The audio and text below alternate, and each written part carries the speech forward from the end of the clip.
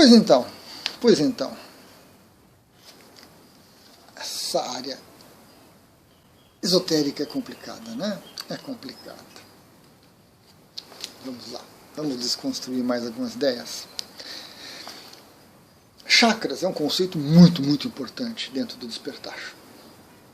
O conhecimento adequado, a interpretação adequada nos traz autoconhecimento e nos permite entender algumas dinâmicas que ocorrem à medida que você vai despertando. Legal. Nós temos uma boa literatura sobre chakras. Temos. Mas uma imensa quantidade de pessoas ignora a boa literatura e quer pegar atalhos, quer pegar coisa pronta, não questiona, não pergunta, simplesmente vai aceitando o que está por aí. Infelizmente. Uma boa obra é a Teoria dos Chakras do Motoyama. Aparece o blog aqui embaixo, passando de vez em quando. Lá no blog tem a bibliografia, tem um menuzinho. Você entra lá, procura chakras, você encontra uma excelente bibliografia sobre chakras. Vai lhe passar muita informação importante. Legal. Mas nós temos um aspecto dos chakras que ele é crítico. Crítico. Vejamos. As cores dos chakras não são as 7 cores básicas do arco-íris. Não são, de forma alguma. Este erro, ele vem de muito tempo, ele vem provavelmente da época New Age, da época da contracultura, dos movimentos tantos que aconteceram ali, onde se buscou muita informação no Oriente e os chakras vêm originalmente com mais força, com mais informação de lá, e se adaptou essa ideia. Se adaptou. Porque se a gente pensar, chakra básico, né, o Muladhara está lá embaixo, Sahasrara, chakra coronário está aqui em cima, altas esferas celestiais, mundo material. Você pega o vermelho, que é a cor mais básica do arco-íris ali, pega o violeta, que, né, aumenta a frequência, as altas esferas celestiais. Está aí, está explicado. Chakras, arco-íris. Uniu-se a fome com a vontade de comer. Como se diz popularmente, né? Então, em algum momento se fez essa correlação, e a partir daí isso foi divulgado, e num copiar e colar desenfreado que a gente vê pela internet, as pessoas começaram a replicar essa informação, sem ponderar, sem questionar, sem duvidar, simplesmente aceitando porque era conveniente, e essa informação equivocada persiste. Persiste. Nós temos vários problemas, né? O primeiro deles é que o arco-íris não tem 7 cores. Ele vai passando de uma para outra, o nosso olho não consegue perceber todas, são infinitas cores, tantas variações, e padronizou-se, acostumou-se a falar, né, que são 7.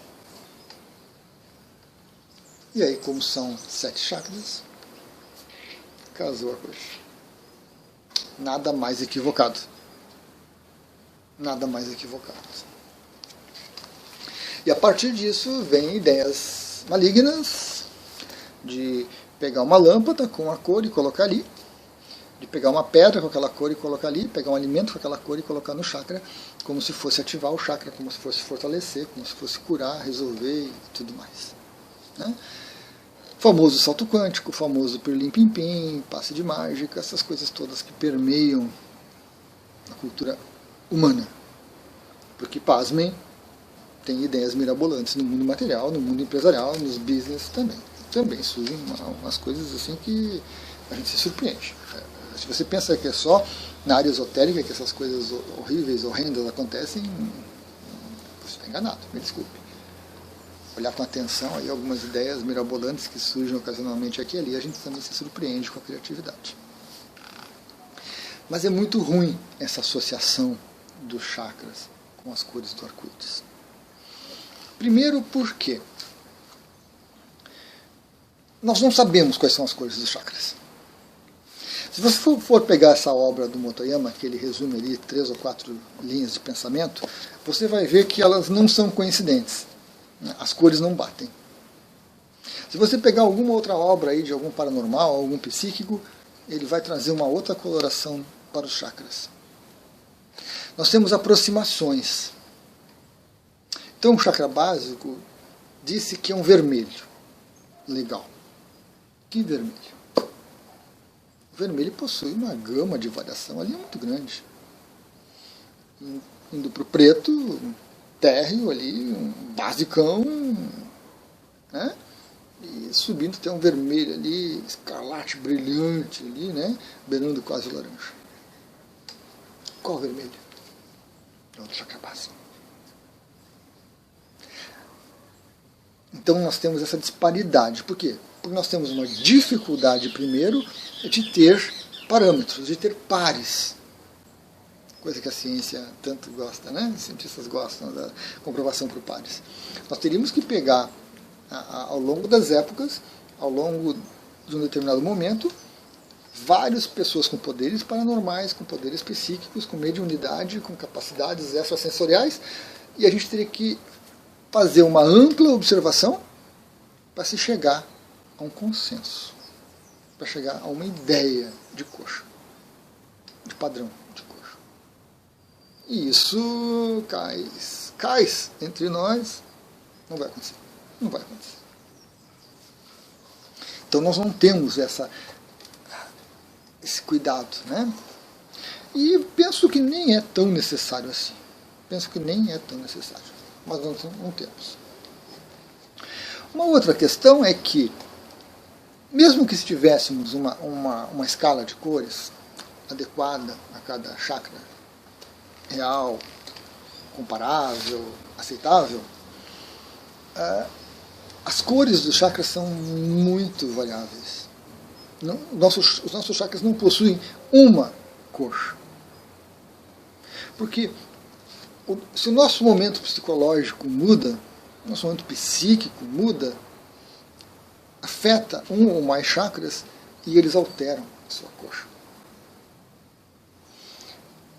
Se o seu desenvolvimento moral, ético, é diferente, sofre abalos, passa por crises, altera a cor.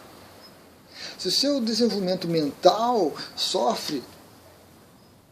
Não, Liz, mas todo mundo, o planeta tem um aspecto mental equilibrado, harmônico. Piada isso, né? Piada, né? O que a gente vê aí, tanto dos grandes líderes, quanto lá no... fundó do Judas lá, é desequilíbrio mental. As pessoas não têm uma qualidade mental aceitável. Varia conforme o sabor do vento. Se o seu time ganha o campeonato, se o seu time perde a partida, se o seu time... As coisas ficam uma loucura. O aspecto mental humano está em desenvolvimento, não está em evolução, está em desenvolvimento. E é um horror, é um horror. E isso afeta os chakras. A parte emocional, então, não se fala. Né? Nossas emoções são uma coisa. É uma montanha russa, né? Diária. Difícil de se equilibrar nisso tudo. Difícil de lidar com isso tudo. Isso afeta os chakras. Tudo aquilo que afeta o funcionamento dos chakras afeta a cor que eles estão apresentando. Então, essa ideia de que há uma cor única e padrão imutável, ela cai por terra. Nós temos dentro do vermelho do chakra básico uma variação muito grande. Que pode, né, dia a dia, mês a mês, alterar. Ao longo da vida se altera. Muitas e muitas razões. E como nós não temos essa precisão, você não pode pegar uma luz vermelha qualquer e incidir sobre os chakras e dizer que está entrando em harmonia, que está equilibrando, que está fazendo uma cromoterapia no chakra. Porque qual vermelho está sendo reforçado? Qual vermelho está sendo desequilibrado? Muito complicado, muito complicado. Pegar uma cor, um verde genérico, um laranja genérico e colocar no chakra é até arriscado, eu diria, porque pode gerar mais desequilíbrio ainda. os nossos chakras eles não se desenvolvem todos da mesma maneira, e muda a maneira como eu desenvolvo os meus, assim como quando você desenvolve os seus. Então, à medida que a gente vai crescendo, que os chakras vão se formando, vão se estabelecendo, muita coisa acontece. De diferente de mim para você. De eu para você. De mim para você. Consequentemente, a cor dos chakras são diferentes. É claro, nós temos um certo limite para isso. O chakra básico, o Muladhara, nunca vai ser azul. Nunca. Ele vai ser tons de vermelho. Mas dentro desse tom de vermelho há muita diferença. Muita diferença. Os chakras, eles não são coisas prontas que são grudadas no nosso corpo físico. Primeiro que eles não estão no corpo físico. Se tivessem no corpo físico, a ciência já estava estudando eles há muito tempo. E não está. Os chakras estão no corpo vital, no duplo etérico, corpo de energia, que está grudado no corpo físico. E os chakras não são também coisas prontas que são grudadas ali nas posições. Os chakras se formam pelo fluxo de energia. Se você pega uma pessoa que estuda, que busca uma filosofia, que se esmera em desenvolver o intelecto, esse chakra aqui, que está mais ligado à mente, vai se expandir. Se você pega uma pessoa que só faz o trabalho físico, só faz um trabalho braçal, não há nenhum desmerecimento aqui nos dois, os chakras mais básicos vão estar mais desenvolvidos. Esse aqui não vai estar tanto. Então nós temos essa diferença nessa formação. Isso vem desde pequeno. Não são rígidos a ponto de não poder modificar, não. E também não tem essa ideia de que um é melhor que o outro. Porque não adianta você ter isso aqui desenvolvido e o chakra básico deficiente. Você sonha, você planeja, você delira, você entra em devaneio e você não faz nada. Você fica só nos planos. Porque você não tem o básico lá, né? Como se constrói uma casa sem uma fundação? Não dá para construir uma casa pelo telhado. Então, essas diferenças de formação, de uso, são muito impactantes na cor do chakra. Como vocês podem observar, há uma dificuldade muito grande relacionada a isso. Muito grande. E o que a gente faz, né? Por onde que a gente segue nessa seara? Quem a gente escolhe? Se você pegar mesmo uma boa literatura, você vai ver a diferença que tem nos chakras. E você vai ver que eles não seguem as cores do arco-íris. Mas aí você entra no Instagram, você entra no TikTok, no Kuai, no Facebook, nas redes sociais como um todo, e está cheio de imagens lá dos chakras associados às cores do arco-íris, uma maravilha, desenhos elaboradíssimos, fantásticos, todos errados. Todos errados. E as pessoas acreditando nisso. E depois que você forma uma ideia, é difícil você modificar. Né? É difícil. Agora, eu penso que,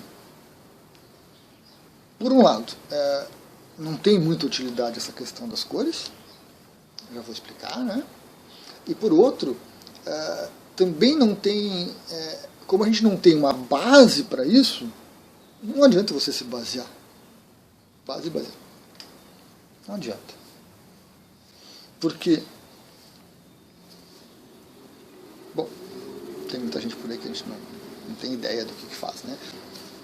Mas colocar pedras nos chakras para ativá-los, colocar cores, né, uma cromoterapia nos chakras para ativá-los, alguma coisa assim, são coisas pontuais, de momento ali, que às vezes até dão uma folga, mas não persistem. Então, saber a cor exata, precisa, não tem muita utilidade. Não tem muita utilidade prática no dia a dia, não tem muita utilidade de crescimento. Eu não vejo utilidade para isso. Por quê? Os chakras, eles não são trabalhados de fora para dentro. Isso é muito importante.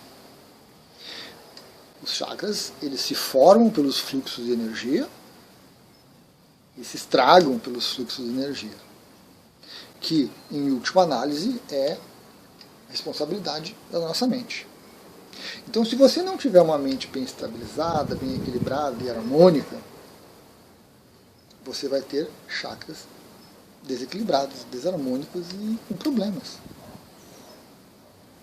E não adianta você mexer no chakra e não mexer na mente. Não mexer nas crenças, não mexer nas ideias, não mexer no pensamento, não desenvolver o intelecto. Não adianta. Qualquer coisa que você faça no chakra vai afetar algum aspecto seu, mas que está sobre o comando da sua mente. Mas se a sua mente não quiser trabalhar, não quiser lidar com isso, não vai adiantar. Na verdade, vai trazer mais problema. Digamos que uma pessoa tenha dificuldade de relacionamento com os demais. Provavelmente o chakra Manipura, o chakra do plexo solar, a flor fica no plexo solar, a raiz dele fica lá embaixo. Tem dificuldades. Provavelmente o chakra umbilical tem dificuldades, provavelmente o chakra básico tem dificuldades. Ok. Mas mais um Manipura. Aí você vai lá e coloca uma cor, coloca uma pedra, coloca uma energia, uma radiestesia, faz tantas possibilidades no Manipura. Quando você estimula aquele chakra que está danificado, que está deteriorado, que está avariado, ele vai trazer à tona as dificuldades que você tem e que você expressa através dele, desse fluxo de energia. Aí a pessoa, de repente, está lá esperando receber, ser curada, e ela recebe um fluxo de energia que traz para a mente dela os problemas de relacionamento com os outros. Poder, imposição, sim, não, escolhas. O que ela vai fazer? Ela vai sofrer, ela vai se fechar, ela vai se encolher mais ainda, ela vai negar mais ainda, ela vai brigar com o terapeuta, ela vai fugir, porque ela já está com um problema ali, porque ela tem dificuldades de relacionamento. Você estimular o fluxo de energia ali, que a pessoa já está tendo um trabalho imenso para estragar aquele fluxo de energia, só vai piorar a coisa. Quando se faz uma avaliação do chakra, se percebe-se mau funcionamento, desequilíbrios, coisas e tal, a gente tem que vir para o lado psicológico, trabalhar as emoções, os sentimentos e as ideias. Conectar essas coisas para tentar entender que dinâmica energética está acontecendo ali. Porque só dessa forma, trabalhando principalmente a mente, com as crenças, com as ideias, é que vão se modificar emoções e pensamentos e sentimentos, e que vai se modificar o físico, e que vai se modificar o energético e o vital. Então, para isso, tanto faz a cor do chakra. Tanto faz a cor do chakra. Você tem que ter a ideia do chakra que está ali, você tem que ter a ideia de para que ele serve, o que ele impacta, e você tem que buscar na mente da pessoa esses impactos, essas questões, para trabalhar nelas, e aí sim você vai ter um reflexo dentro do chakra. Aí o chakra começa a voltar a funcionar, começa a se corrigir, começa a se melhorar, porque sendo energia e sendo fluxo, a partir do momento que começa a vir um fluxo adequado, correto, coerente, ele também começa a funcionar adequadamente. Claro que temos limites. Às vezes a coisa está tão ruim, tão estragada, que você nem consegue nem mexer na mente, nas emoções, sentimentos, que dirá na energia.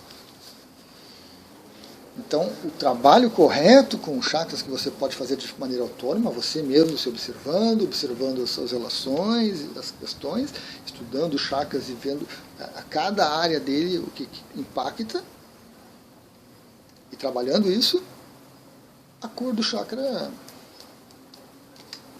é irrelevante. É irrelevante. Você não vai encontrar alguém para balizar, para dizer que é essa cor, aquele tom de azul específico, ou esse tom que é um tom de burro quando foge, né? Cor de burro quando foge, ninguém sabe a cor. Ah, eu vi, é mais ou menos assim. Não, ninguém sabe direito. Eu não sei disso, isso aqui é um verde, o que é. Então, a ideia fantasiosa de que botar uma corzinha ali, uma pedrinha ali, um alimento que você vai comer, vai trabalhar aquele chakra, é ideia fantasiosa. Não vai contribuir para uma mente coerente e equilibrada. É passe mágico. Isso não vai funcionar. Porque você vai continuar pensando da mesma maneira, acreditando nas mesmas coisas, querendo as mesmas coisas, desejando as mesmas coisas, expressando os mesmos sentimentos, as mesmas emoções. Não vai alterar nada. Não faz nem cócegas esse tipo de coisa. Então, eu não vejo utilidade para essa ideia dos chakras, com as cores, e principalmente com as cores erradas. Porque se você usar as cores do arco-íris, usar e não usar dá na mesma. Na verdade, não dá na mesma. Na verdade, cria uma ilusão de que se está fazendo alguma coisa. E essa ilusão, ao não se materializar, não se cristalizar adequadamente, leva à desilusão, leva à descrença, leva à falta de respeito, leva a muitas coisas ruins. Muitas coisas ruins. E é o que a gente vê na área holística. As pessoas se decepcionam, colocam muitas expectativas em cima, se vendem muitas expectativas que não se concretizam. Mas sempre tem aquele caso. Primo do vizinho, da tia da minha irmã fez e funcionar. Essa é uma maravilha, né? Isso é um argumento que destrói todo o pensamento equilibrado, organizado que eu possa apresentar para vocês. Com certeza. Sempre tem. Isso não serve para nada, gente. Essas afirmações espúrias de que alguém em algum lugar fez alguma coisa que deu certo. Porque os outros 99,99999% fizeram e não deu certo. Não é porque um fez que vai dar certo. É preciso avaliar o que aquele um fez, em que situação aquele um estava, para dizer que a pessoa fez deu uns 3 pulinhos ali e pediu para o São Longuinho, e o São Longuinho arrumou o chakra da pessoa, e a pessoa curou a sua vida, resolveu a sua vida e foi feliz para sempre. Então tem que ter racionalidade. Esse não é argumento. Luiz, para mim funcionou. Já tive casos de pessoas dizendo, não, Luiz, para mim funcionou. Tá, mas vamos analisar o seu caso. Porque se eu digo que as cores não são rígidas, não são padronizadas, não são únicas, elas variam dentro de uma faixa. E isso depende de cada pessoa. O que você fez provavelmente não vai servir para mim. Nem para o outro, nem para o outro, nem para o outro. Então a gente tem que tomar cuidado com essas conclusões. Certo, pessoal? Então era isso. Eu não estou nem aí para as coisas dos chakras. Não estou nem aí. Eu procuro senti-los, percebê-los, que eu não consigo ver, mas eu consigo sentir, perceber, dentro do trabalho de meditação, dentro do trabalho de reiki, dentro do trabalho de radiestesia, dentro do trabalho com ayahuasca. E ao percebê-los, eu consigo perceber diferenças. Eu consigo perceber mudanças, intensidades diferentes. E aí eu vou correlacionar isso com os aspectos ligados àquele chakra. A Bárbara Brennan, no Mãos de Luz, traz aspectos psicológicos. Muito interessante a abordagem dela. Gosto bastante. E aí a gente vai ponderar sobre isso, observar isso, aprofundar, se questionar e trabalhar. Aí sim, isso eu faço. Mas cores, para mim tanto faz.